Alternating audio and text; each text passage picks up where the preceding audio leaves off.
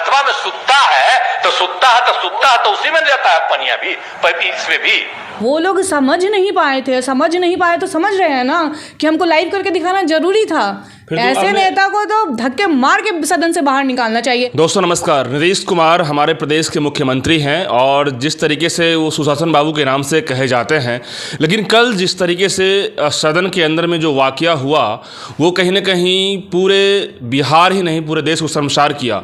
और ऐसे शर्मसार किया कि जिस तरीके से महिलाएं जो कह रही है कि आखिर मुख्यमंत्री यदि इस तरीके से यदि उनकी मानसिक हालात और सोच इस तरीके से चलेगा तो फिर हमारे बिहार की और 13 करोड़ लोगों की जनसंख्या की क्या सोच होगी, अब समझ लीजिए इससे। इस वक्त हमारे साथ अंजलि सागर हैं लोजपा रामविलास से, जो कि इस मुद्दे पे बात करेंगे कि आखिर नीतीश कुमार की जो कल की जो सदन के अंदर में जो भाषण था, जनसंख्या नियंत्रण की आड़ में उन्होंने बहुत कुछ कह दिया और इतना हद तक कह दिया कि अब लगातार इस बात को लेकर पूरे सैटेलाइट्स पूरे इंडिया ट्रॉल की जा रही है कि बिहार के मुख्यमंत्री ऐसे भी हो सकते हैं।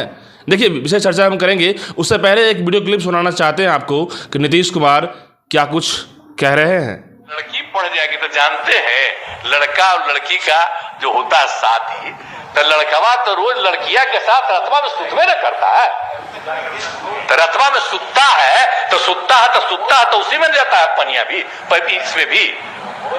उसी समय लड़की जो है कहती है कि ठीक है रात पे करो, लेकिन अपना जो तुमको निकलने लगे तो बहरवा निकाल के बाहर फेंक दो। अरे सुनिए, तो यही करके सुना लड़की सब अब सबको समझा रही है। लड़की सबको समझाती है कि अपने पति को चलिए ठीक है बैठिए ना फिर। अरे हम सबको याद के लिए करा रहे हैं इसी का। देखिए ना अब कितना बढ़िया हो गया। अब जानते देखिए ये ऑडियो क्लिप आप सुने होंगे और ये इसलिए हम सुनाना चाह रहे हैं कि आखिर नीतीश कुमार का जो इंटेंशन है वो अब दिखता नज़र आ रहा है। और कई मीडिया के एक्सपर्ट तो सीधा कह रहे हैं कि नीतीश कुमार होश में है क्या, बिहार को संभालेंगे कैसे। देखिए अंजलि जी सबसे पहले स्वागत है हमारे चैनल में। नमस्कार। कल की जो इंसिडेंट हुई सदन के अंदर में और जितने भी महिला विधायक मंत्री वो भी शर्मसार हुई, और ऐसे में सवाल इस बात को लेकर है क्या महिलाओं के सम्मान की बात जब आती है तो क्या नीतीश कुमार की जो भाषण है वो किस रूप में लग रहा? सबसे पहले तो मैं आपको बताऊं कि मैंने इतनी बार ये फुटेज सुना है, इस वीडियो को सुना है, इस ऑडियो को सुना है, लेकिन अभी जब आप सुना रहे थे मैं फिर से असहज हो गई। सोचिए इतने भरे हुए सदन में जब वहाँ की महिलाएं इसको लाइव वो सुन रही होंगी, इसके इशारों को देख रही होंगी, तो उन पे क्या बीती होगी। भाजपा की नेत्री तो रो दिया था उन्होंने ये कहते हुए कि हम उसको झेल नहीं पा रहे थे। आप सोचिए कि किस तरह की भाषा का जो नीतीश कुमार जी हैं वो किस तरह की भाषा को प्रयोग कर रहे हैं। क्या ये भाषा वो अपनी बहन बेटी इनके सामने वो प्रयोग कर सकते हैं? नहीं कर सकते हैं। और उसके बाद भी उन्होंने बोला एजुकेशन को लेके, तो क्या हम अपनी लड़कियों को सिर्फ इसलिए पढ़ाएं कि वो अपने पति को बोले कि भाई अब जो भी है अंदर नहीं बाहर जो भी है नौटंकी ये करने के लिए। एजुकेशन का अब मुझे तो समझ में नहीं आता कि नीतीश कुमार जी ने एजुकेशन को सेक्स से कैसे जोड़ दिया। हम क्या यहाँ पे फिल्में बनाने बैठे हैं, बी ग्रेड की फिल्में बनाने बैठे हैं जो इस तरह की बयान उनकी आ रही है। आप सदन की गरिमा को तो आपने पूरी तरीके से चकनाचूर कर ही दिया। वहाँ पे जितनी भी औरतें थी और या फिर जितनी भी औरतें सुन रही हैं या आगे सुनेंगी, उनका आपने मानसिक बलात्कार किया है। मैं तो यहाँ तक कहूँगी कि आपने उनका मानसिक बलात्कार किया है, आपने उनका चीरहरण किया है। चीरहरण सिर्फ द्रौपदी का नहीं हुआ था भरी सभा में, बल्कि आपने भरी सभा में अपने ज़ुबान से अपने शब्दों के तीर से वहाँ बैठी महिलाएं और बिहार की और भारत की सारी महिलाओं का आपने चीरहरण किया है अपने शब्दों से। कई नेशनल लीडर ने यहाँ तक कह दिया कि नीतीश कुमार अब सदन में पॉर्न कमेंट्री के लिए ही बने हैं। क्या है जी बिल्कुल, आप उसी तरीके से बिहार को ले ही जा रहे हैं। कभी हमारे पटना रेलवे स्टेशन पे कभी पॉर्न मूवी चल जाती है, कभी आप सदन से इस तरह की चीज़ें उठा रहे हो, तो कहाँ आप पॉर्न सिटी बना रहे हो? पटना सिटी को आप पॉर्न सिटी बनाना चाह रहे हो? इस तरीके से तो बयान मुझे समझ में नहीं आता है कि उनके जो पार्टी की जो महिलाएं हैं वो कैसे नीतीश कुमार को डिफेंड कर रही हैं। क्या उनकी मजबूरी है कि उनकी पार्टी में रह रहे तो उनको डिफेंड करे? अरे आपको भी तो आप भी तो आहत हुई होंगी ना, महिलाएं तो आप भी हैं। ऐसा तो है नहीं कि आपकी गरिमा गरिमा नहीं है, या आपके अंदर वो क्या कहते हैं उसको, सहनशीलता आपने बहुत भर दी है। क्या नीतीश कुमार हर रोज़ आपसे ऐसी ही बातें करती है कि आपको ऐसी बातें सुनने की आदत हो गई है? हमें नहीं है, क्योंकि हमारे नेता या हमसे कोई इस तरह की बातें नहीं करता। मैडम सवाल ये है कि देखिए, तेजस्वी यादव एक तरफ कह रहे हैं कि सहज हो गए कि ये तो सेक्स एजुकेशन वाली बात थी, समझने की बात है। वहीं देखा जाए तो आज की बात करूं, नीतीश कुमार मीडिया के सामने आए, लेकिन जिस तरीके से वो मतलब एक्सप्रेशन फिर दिए माफ़ी मांगने का, वो कहीं ना कहीं अजीबोगरीब लगा। वो उन्होंने माफ़ी मांगी थी, आपको लगता है कि वो माफ़ी मांग रहे थे? उन्होंने कहा कि अगर किसी को बुरा लगा, जहाँ पे आप शर्मिंदा हो, जहाँ पे आपको लगे कि आपने गलती की है, वहाँ पे अगर का सवाल कहाँ उठता है? और जहाँ पे अगर का सवाल उठ गया, वहाँ पे आपने माफ़ी कहाँ मांगी? आपको तो नतमस्तक होके, साष्टांग गिर के आपको माफ़ी मांगनी चाहिए कि हमने आधी आबादी का जो भी बेइज्जती हमने की है, पता नहीं कौन सा नशा करके आए थे, नशे के फ्लो में वो बोल गए, जो भी हो उनका वो पर्सनल है, लेकिन आपको माफ़ी तो सार्वजनिक तौर पे मांगनी चाहिए और पूरे दिल से। और जब आप पूरे दिल से माफ़ी नहीं मांग रहे हैं ना, जब आपको लगता ही नहीं है कि आपने गलती की, तो ये माफ़ी की नौटंकी करने की ज़रूरत ही नहीं थी। आपने तो और भी इसको बेकार कर दिया। पहले वो कहते हैं ना कि बिल्ली को खाप में छिछले नज़र आते हैं। नीतीश कुमार को हर महिला में उनको इसी तरह की चीज़ें शायद नज़र आती होंगी। महिलाओं को देखने का दो नज़रिया होता है। एक अगर दूध पिला रही है किसी बच्चे को तो वो वात्सल्य का होता है, लेकिन वहीं पे कुछ लोग रेप की नज़र से, हवस की नज़र से देखते हैं उनको। तो महिलाओं को देखने का नज़रिया, किसी चीज़ को बोलने का जो नज़रिया होता है, वही आदमी के चरित्र को दिखाता है।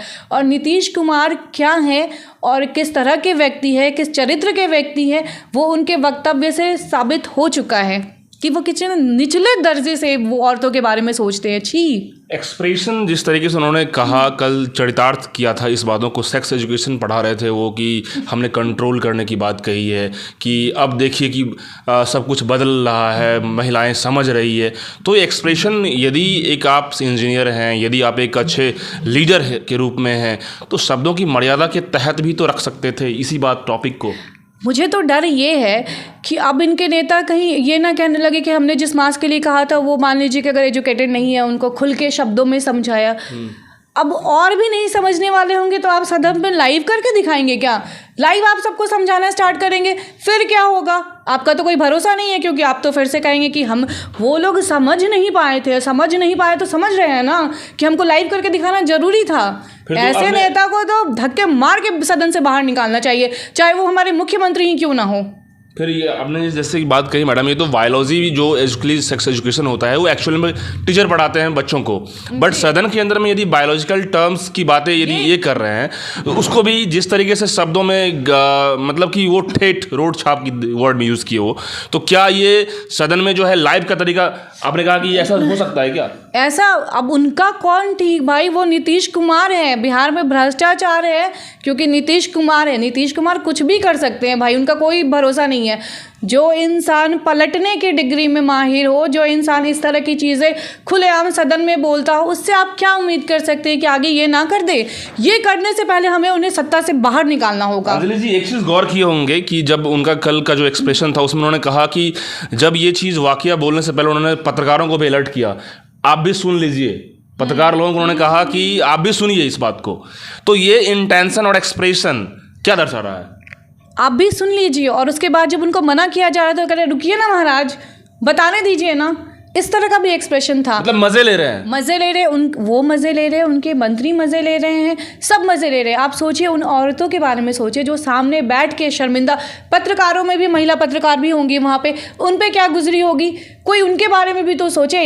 इस तरीके का बयान देके मुख्यमंत्री जी दर्शाना क्या चाहते हैं मुझे पता नहीं। मतलब एक तरफ जेडीयू के मंत्री और नीतीश कुमार के जो भी मंत्री हैं वो ठाके मार रहे थे, दूसरी तरफ महिलाएं शर्मसार होकर के पानी हो रही थी। बिल्कुल शर्मसार हो रही थी।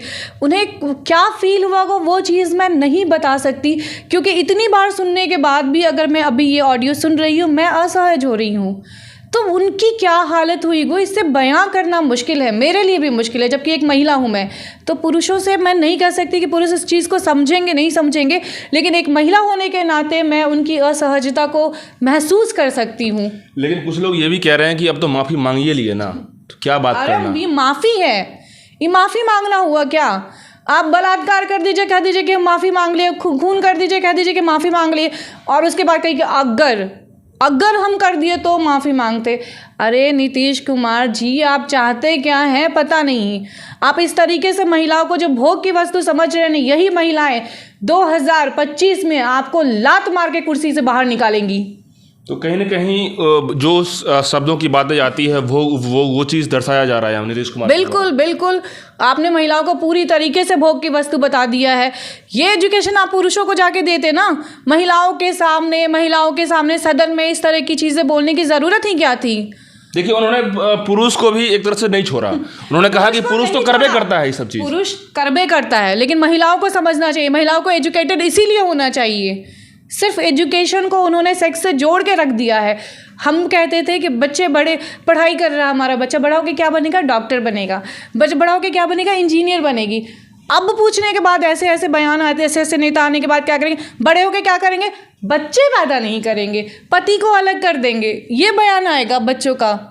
क्या मतलब कहाँ जा रहा है हमारा बिहार। मतलब जहाँ एक तरफ जनसंख्या नियंत्रण के लिए हेल्दी डिस्कशन होनी चाहिए थी सदन के अंदर में, और वहीं कहीं ना कहीं ये शर्मसार करने वाली घटना, क्या हमारे बिहार के लिए शर्मसार की बात तो है ही, क्या रिएक्शन होगा पूरे बिहार में हज़ारों लाखों करोड़ों लोगों के बीच में? देख रहे हैं क्या रिएक्शन है। सारी महिलाएं आपस में इसी तरह की बातें करी, इतना गुस्सा है महिलाओं के अंदर, इतनी नफरत है नीतीश कुमार के साथ कि अब उनको, मुझे नहीं लगता कि अब 25 में वो दोबारा दिखाई देंगे। बिल्कुल नीतीश कुमार जी, ये आपका आखिरी साल है। आखिरी बार आपने महिलाओं की बेइज्जती की है, आखिरी बार आपने बातों से उनका चीरहरण किया है। 2025 और नीतीश सत्ता से बाहर। देखिए, अंजलि सागर ने साफ कह दिया कि सत्ता से बाहर की वक्त आ गया है नीतीश कुमार जैसे मुख्यमंत्री का। कहीं ना कहीं अब जिस तरीके से कल का जो वाकया था, वो जिस शब्दों में और जिस लहजे में कह रहे थे, और यहाँ तक कि अंजलि जी भी ने कहा कि वो मज़े ले रहे थे और अपनी बातों को कम रख रहे थे, मज़े ले रहे थे, पता नहीं क्या सोच करके आए थे। तो ऐसे में कहीं ना कहीं पूरे बिहार की महिला नहीं, पूरे देश की महिला उनसे सवाल पूछती है और जवाब मांगती है। और जवाब का मतलब ये नहीं है कि माफ़ी मांग लीजिए, जवाब का मतलब ये है कि आप संभल जाइए और सत्ता की आड़ में इस तरीके से पूरे बिहार को शर्मसार मत कीजिए। शुक्रिया।